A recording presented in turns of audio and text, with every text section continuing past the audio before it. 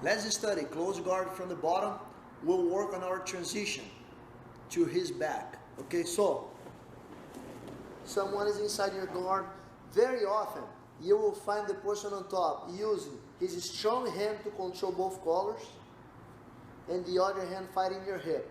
That's the good timing for you to apply that technique. You work here, cross his grip,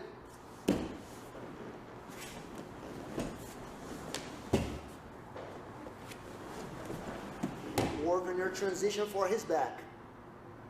When you climb his back like that in competition, you score 2 points.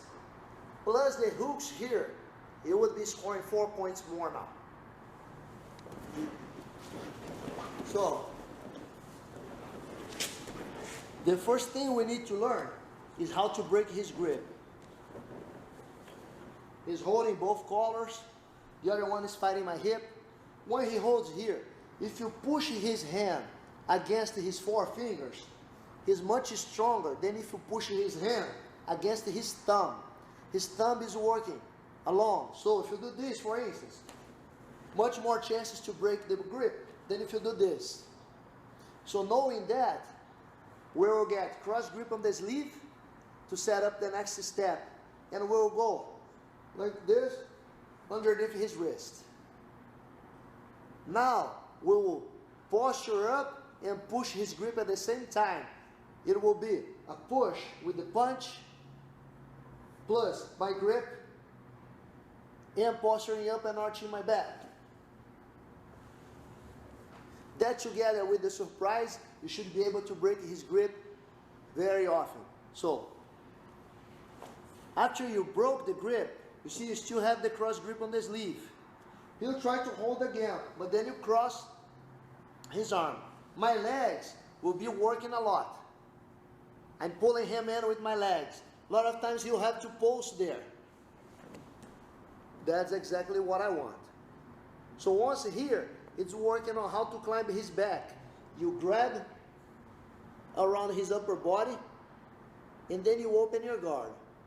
Help yourself here on his hip to escape your hip. Once you are on your side, you should be able to let it go. Because now if he tries to pull back the elbow, too late. Because I'm pulling his upper body against my chest. Then I should be able to post. Once I post my elbow, should have no problem climbing his back. So, step number 1 is, just like if you want to mount, and now you pull your bottom leg in. 1 hook already. Post your hand, keep sliding, 2nd foot in. Tell your partner to keep a good turtle position here. Elbows close enough to his knees so he can hold weight. And now, roll him to the side. It's better to choke from there. So, 1 arm for balance, the other one, I grab the collar and I lean to the side. You see the way I got the collar? Was just to help pulling him upside down. Once here, go underneath, control both collars, have good control, hooks in, can start looking for submissions. Okay, one more time.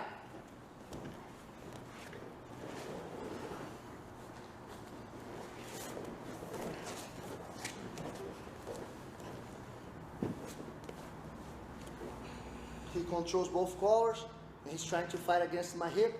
Cross grip on the sleeve, thumb inside underneath the wrist. Now, both hands pushing plus my back posturing up. Look. And now I pull across and I pull him in with my legs. You see my legs can really get him to move. If you practice enough, as he's posting, you're grabbing his back, you're escaping your hip, you're posting your elbow, you're pulling your bottom leg in and placing the 2nd hook. That happens pretty fast in a fight. Controlling the collar, roll to the side, both hands on the collars, plus my hooks. Very good position to be here.